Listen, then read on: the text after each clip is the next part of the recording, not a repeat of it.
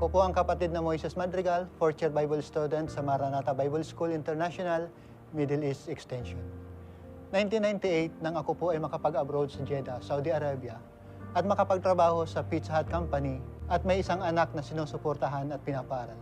Ito po ang dahilan ng pagtatrabaho ko sa abroad. Ako po ang kapatid na Mary Ann Pedro, fourth year Bible student ng Maranatha Bible School International, Middle East Extension. Namulat po ako sa kinagisnan natin na pananampalataya na kung saan ritual lang ang paglilingkod. Pero naging uhaw po ako sa tunay na salita ng Diyos, kaya nakadalo ako at naakay sa 4 na iba't ibang fellowship at Christian groups. Ako po ang kapatid na Orlando Bagro, sa biyaya po at habag ng Panginoon. Kasalukuyan po akong fourth year Bible student dito po sa Maranatha Bible School International Middle East Extension. Sa pangangasiwa po ng minamahal na evangelist Bishop Aldrin Palangka at ng ating minamahal na Presbyter Eliesa Palangka. Taon pong 2012, nang dumating po ako sa Abu Dhabi. Mula po sa Pilipinas, ako po ay nakapagtrabaho sa isang Korean company sa dako po ng Hamim, western part po ng Abu Dhabi. Taong 2000 nang magkaroon ng Bible study yung mga kasamahan kong fourth watcher sa accommodation namin. At naimbitahan akong dumalo at pagkaraan ng ilang linggo na pagdalo at palagi nilang pag-aanyaya na magpabautismo ay nabautismo na. Buhat noon ay naging active na ako sa mga pagdalo. Saan man ako makarating sa Pilipinas o sa ibang bansa na pinagtrabahuhan ko, ay hinahanap ko agad ang local church. 2011 nang makapag-abroad ulit ako at makapagtrabaho sa United Arab Emirates. Simple lang naman ang pangarap ko sa buhay noon. Magkaroon ng sariling lupa at bahay na matitirahan. Masayang pamilya at munting negosyong makakasuporta sa araw-araw na pangangailangan sa buhay ay sapat na. At sa aking isip, ay ang pag-abroad ang katuparan ng mga yaon. Taong 2009 nang tayo ay nabiyayaan na makarating po sa dako ng Dubai. Kahit na wala akong kakilala or kamag-anak ay naglakas loob po akong mag-apply sa agency bilang cleaner sa isang cleaning company. Taong 2012 ay umuwi po ako ng Pinas at nag-open po tayo ng maliit na grocery.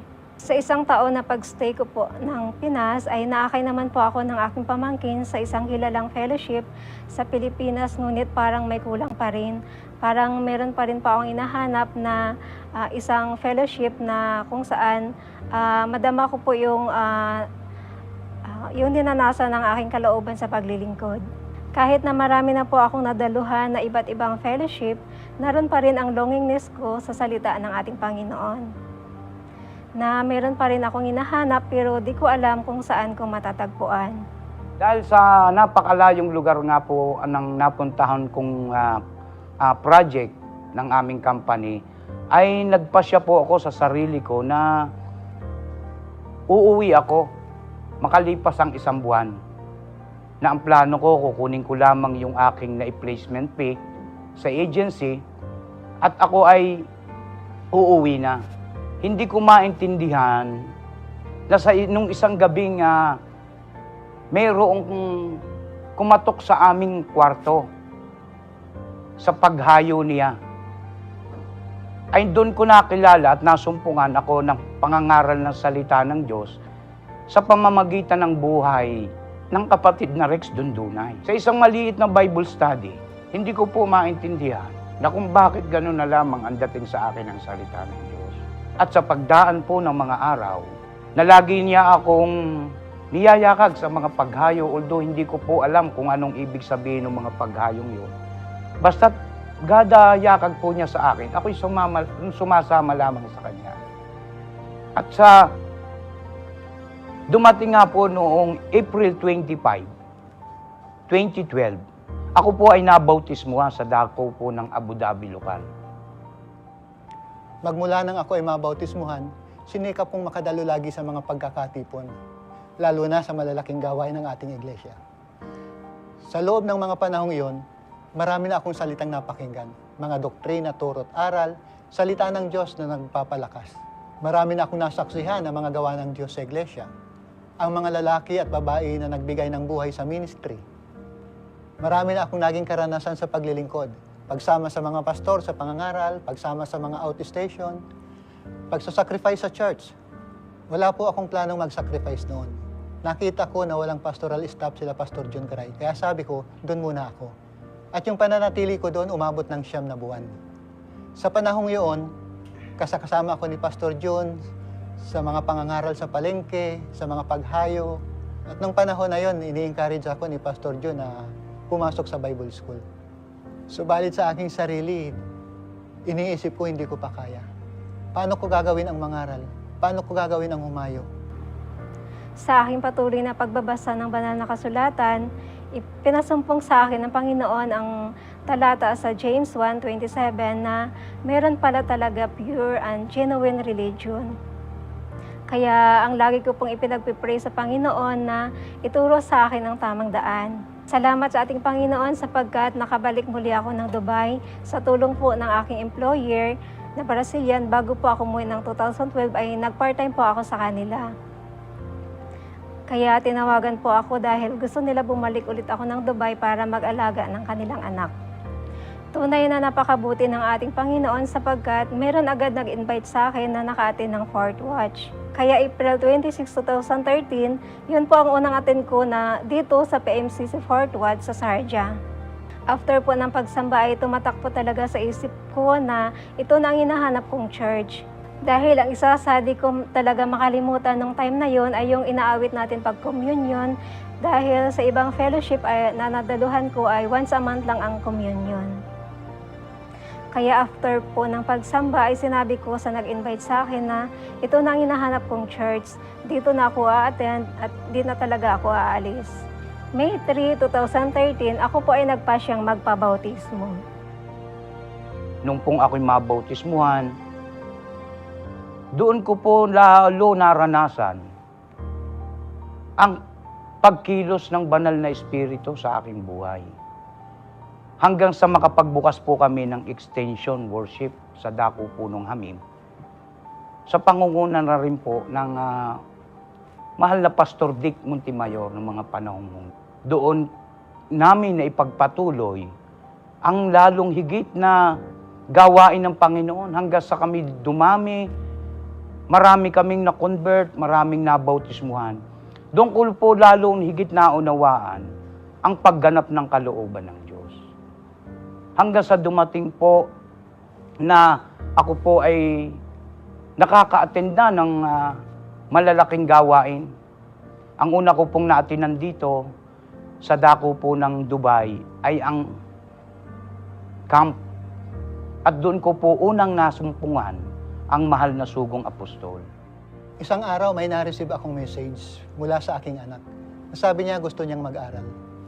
Kaya nagpaalam ako kay Pastor John Garay na magtatrabaho upang suportahan ang pag-aaral ng aking anak. At nang mapagtapos ko ang aking anak noong 2014 sa kursong Criminology, wala na akong may dadahilan pa para hindi ibigay ang buhay sa Diyos. Ang mga salita ng panawagan sa hamon ng pagtatalaga, ang pangangailangan ng mga manggagawa. Ito ang mga dahilan kung bakit ko naitalaga ang aking buhay. Ang magsalita sa harapan ng mga tao, ang malaki kong struggle kahit nung hindi pa ako nabautismuhan. Although nakakasama ako sa mga paghayo, pero yung ako ang magsasalita at mangangaral ay hindi ko magawa. Paano ako mangangaral? Paano ako mangangasiwa? Paano ko gagawin ang mga task ng isang Bible student? Pero sabi ko, bahala ng Diyos. Yaong mabigyan ka ng pagkakataong makapagdala ng salita ng Diyos, ang mga pangaral at makapagbahagi ng salita ng Diyos. Yung may mga tumanggap na mga tao upang makinig at sumampalataya, tapos ang mga ministrong mapagtagumpay, ang mga yaon ang nagbibigay sa akin ng lakas ng loob para magpatuloy sa pagtatalag. Tunay na napakabuti ng ating Panginoon sapagkat nilagay tayo sa tamang paglilingkod at idinagdag tayo sa tunay na iglesia. Year 2014, first time ko po na dumalo ng International Convention. 1 year pa lang po ako sa faith ay inilaban ko na makadalo ng convention. Biyaya ng ating Panginoon, isinama ko din yung 2 kong kapatid at mga pamangkin at after po ng convention ay 5 po sa kanila ang nabautismuhan. Taong 2015 nang ako po ay nagnasa na makadalo ng 4th UAA camp. First time ko po na makadalo ng camp sa loob po ng 3 araw. Kaya during MBS night ay isa po tayo sa tumugon sa panawagan ng mahal na Bishop Risting kung sino ang magtatalaga. Biyaya ng ating Panginoon, tumugon po ako nung una para mag-BFCM.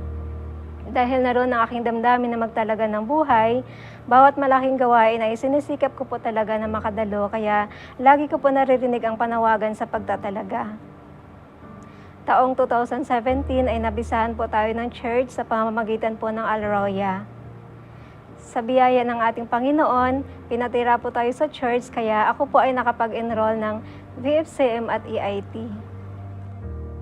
Sa mga panahon pong yun, bagamat kami malayo sa lugar, sa syudad, patuloy po naming sinisikap na makabahagi sa malalaking gawain. Yan po ang isang bagay na nagpatibay ng aking pananampalataya sa Panginoon, sa pagdalo ng malalaking gawain. Diyan ko po naranasan ang lalong higit na unawa ng salita ng Diyos. 2014, nang ako ay magpasyang mag-resign sa aming company, sapagkat dadalhin ako doon sa isang lugar na mas malayo pa, na alam kong mahihirapan akong makarating sa Abu Dhabi lokal. Kaya sinikap ko noon na makapaghanap ng trabaho, panibagong trabaho, sa dako ng Abu Dhabi. At doon nga, 2015, nang ako ay patirahin sa chapel ng mahal na Pastor Carol Celis. At sa aking pananatili at pagtira ng mga panahong iyon, doon ko lalong higit nakita ang pangangailangan ng gawain ng Panginoon. Noong mga panahong iyon, si Pastor Carol lamang ang siyang nag-iintindi o nagtataguyod ng lahat ng mga gawain sa chapel. Walang gumagawa ng mga ibang mga kumpunihin sa loob ng iglesia ng mga panahong yon. UAE Camp 2015, nang ako po ay lumuhod at tumugon sa panawagan ng pagtatalaga. Subalit nakapag-enroll po ako ng 2017 bilang BFCM. At biyaya po ng Panginoon, sa 2018 ay natanggap ako bilang AIT full-time. At nagtuloy-tuloy na po yun hanggang ngayon. Nakita ko na hindi ako pinabayaan ng Diyos sa aking pagtatalaga. At ngayon nga ay nasa ika-4 na taon na ako bilang Bible student. Ang aking nag-iisang anak ay maayos ang kalagayan at may sarili na ring pamilya at 2 anak. Ang aking nanay naman ay 91 years old na pero malakas pa rin. Ang aking inaalala noon na kapag ako'y nagtalaga at nag-resign sa trabaho, wala na akong may papadala sa kanya. Subalit hindi siya pinabayaan ng Diyos. Ang 3 kong mga kapatid ang siyang sumusuporta sa kanya ngayon. Sa loob po ng pastoral house ay nakita ko po ang malaking pangailangan na maraming mga job spec, maraming kailangan gawin, ngunit kaunti lang ang nakakagawa. Sa biyaya at kahabagan ng ating Panginoon ay pinaglalaanan din po tayo ng isang client na araw-araw ay naglilinis po ako sa bahay nila. At after po ng aking paglilinis ay sumasama naman po ako sa paghayo kasama ng mga Bible student. Kaya nakita ko po ang malaking pangailangan sa gawain ng ating Panginoon, na marami ang aanihin, ngunit kaunti ang manggagawa. Kaya noong 2018 ay nag-enroll po ako sa full-time ministry. Kaya po ako nagpasyang mag-abroad dahil gusto ko po maabot ang aking mga pangarap na makapagpatayo ng malaking bahay, makabili ng sasakyan, at magkaroon ng negosyo. At higit sa lahat, makatulong sa aking mga mahal sa buhay. Kaya sa aking pagtatalaga, iniwan ko po pansamantala ang aking mga mahal sa buhay at ang aking mga pangarap.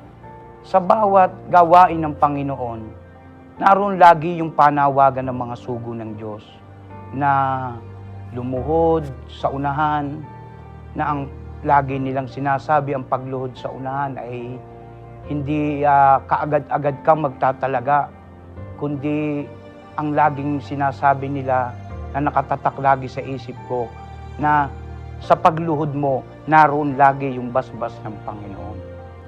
Hanggang sa dumating na ako'y makapagpasya, na ako ay pumasok bilang BFCM, nung una, yung Volunteers for Christ Mission. At sa pagdaan ng mga taon ng aking pagbo-volunteers sa Iglesia ng Panginoon sa dako ng Abu Dhabi, hanggang ako yung makapagpasya pa rin na ako ay pumasok bilang EAT.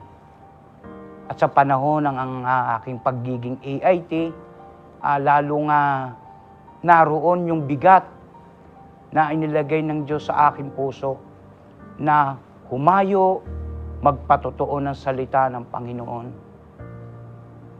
At lalong higit isang bagay ang nagtulak sa akin upang magtalaga ng buhay ay yung salita ng Panginoon na lagi kong naririnig ng mga panahong yon sa mahal na Pastor Carol at sa pangangaral ng mga nina Bishop Aldrin, Presbyter Ilyesa. Yun ang mga lalong higit nagdala sa akin upang italaga yung aking buhay para sa Panginoon. Ang pakiramdam ko ngayong Bible student ako ay sa bawat umaga, sa bawat araw, sa paggising sa umaga ay may kapanatagan sa puso, sa isip. Totoo, bilang tao, marami tayong pagkukulang sa Diyos. Nagkakamali, pero pinapaging dapat pa rin ng Diyos.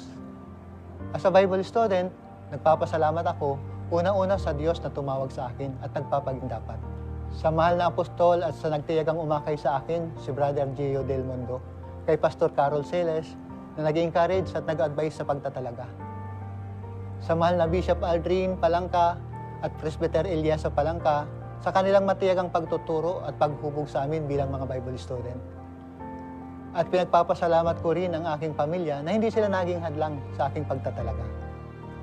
Meron po akong pinanghahawakan na talata, Joshua 1:9. Have I not commanded you? Be strong and courageous. Do not be afraid. Do not be discouraged. For the Lord your God will be with you wherever you go. Sa biyaya ng Diyos, mula nang ako'y mabautismuhan, unti-unti nakakatayo at nakapagsasalita na sa kalagitnaan ng mga tao. Lalo na nang ako'y maging Bible student, karanasan ko ang pagsama ng Diyos. Ang pagpapalakas at tapang ng loob na tumayo at magsalita, mangaral ng salita ng Diyos sa kalagitnaan ng mga tao. Lalo na sa araw-araw na paghayo at pangangaral ng salita ng Diyos. Ninanasa ko na makapagtapos sa Bible School at tumitingin sa mga darating na araw na higit na makakabahagi at makasangkapan sa gawain ng Panginoon sa pangangasiwa ng mahal na Global Evangelist Bishop Aldrin Palangka at Presbyter Ilyesa Palangka. Purihin ang Panginoon. Ang isa sa mga struggles ko po sa pagtatalaga ay ang pagiging mahiyain, mahina ang loob at walang katalent-talent. Kaya lagi ko po naalala yung verse na ipinasumpong sa akin ng ating Panginoon. Nang sabi po sa 1 Corinthians 1:26-27 na pinili ng Panginoon ang mga bagay na mahina upang hiyain ang mga bagay na malalakas. Nang mabasa ko po ang verse na yan, parang nagkaroon po ako ng takot. Pakiramdam ko, ang Panginoon mismo ang nangusap sa akin. Kaya sabi ko po sa Panginoon, bakit ako? Sana iba na lang. Sana mga pamangkin ko na lang dahil di naman po ako marunong. Mas mahihain po ako kaysa sa kanila. Naalala ko nga po ang sabi ng mahal na Bishop Jonathan during MADC na maaaring karanasan din natin na tanungin ang Panginoon. Sana yung ibang brother na lang or ibang sister, ganyan. Kaya ang tawag po ng mahal na Bishop Jonathan that time ay, send my brother attitude. At nagpapasalamat pa ako sa ating Panginoon sapagkat napagtagumpayan ko po ang takot sa pagtatalaga. Kahit na ako'y mahina at mahiyain, ngunit sa patuloy na panalangin at panalangin ng mga lingkod ng Diyos, ang mahal na Bishop Aldrin at mahal na Presbyter Ilyesa, kami ay patuloy na nagagabayan sa aming mga paglilingkod. Tunay na tiyak ang pangako ng ating Panginoon sa mga nagtalaga ng buhay na ang bawat mag-iwan ng bahay at kapatid na lalaki at babae ay tatanggap ng 100 times fold. Bilang Bible student, nagkaroon ako ng kapanatagan sapagkat tinugon ko ang panawagan ng ating Panginoon sa pagtatalaga.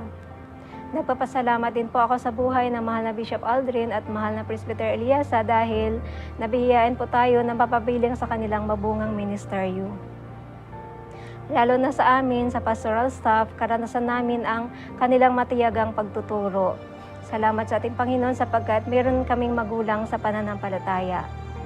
Gaya po ng sinabi sa Matthew 6:33, sa aking pag-una sa kalooban ng ating Panginoon, tunay na may mga bagay na di ko iniisip o inaasahan ay unti-unti idinaragdag ng ating Panginoon. Ang ninanasa ko po ay makapagtapos sa Bible School at higit pang kasangkapanin ng ating Panginoon sa pag-aakay ng maraming kaluluwa. Glory to God! Isang laking hamon din sa akin, mga kapatid, upang ako'y magtalaga ng buhay, ay yung buhay ng mahal na Pastor Carol, na yung patutuo niya, kung paano niya iniwan ang kanyang hanap buhay, kung paano niya iniwan ang kanyang anak dahil sa panawagan ng gawain ng Panginoon. At yan ang isang bagay na nagpalakas ng aking kalooban upang akin ding maitalaga ang aking buhay. Kung yun ngang may mga pamilya nakakapagtalaga ng buhay, ay how much more ako na wala naman akong pamilya. Lalong higit kong may talaga ang aking buhay. Kaya ako'y nagpapasalamat sa Panginoon at hindi minagkamali ang aking pagpapasya na makapaglingkod sa iglesyang kinabibilangan ko ngayon, sapagkat sa aking puso na ako ay nailagay ng Panginoon sa tamang pananampalataya. Sapagkat laging isang bagay din yung natatandaan ko na sinasabi ng mahal na sugong apostol, na hindi mo lamang narinig ang tunay na salita o tunay na aral, kundi nakita mo pa yung mga tunay na mangangaral. Kaya purihin ang pangalan ng Panginoon. Bilang Bible student, may iba't iba kaming job spec. Bilang ako ay may job spec sa loob ng church, sa dakong ito, bilang naglilinis ng banyo, ng office, ng mahal na bishop, at meron kaming mga catering.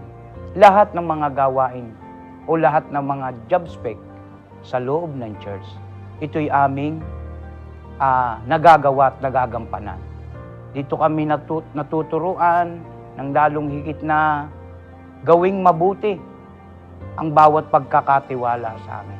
Mahirap, pero naroon yung kagalakan sa iyong puso na magawa mo yung iyong tungkulin na ipinagkatiwala, na ibinigay sa iyo ng mga sugo ng Diyos. Higit na natutuwa ang Panginoon kapag nagagawa mo yung bagay na ipinagagawa sa iyo. Kung natutuwa ang mga sugo, lalong higit natutuwa ang Diyos. Bilang isang Bible student, ang ninanasa po ng aking puso ay maging isang matagumpay na ministro na magagawa mo lalo higit yung nararapat na paglilingkod sa Panginoon. Na yung iyong pagnanasa na makapagbukas ng mga gawain ng Panginoon. Makapag-akay ng mga maraming kaluluwa sa harapan ng Panginoon. Yan ang laging idinadalangin ko sa Panginoon. Purihin ang Panginoon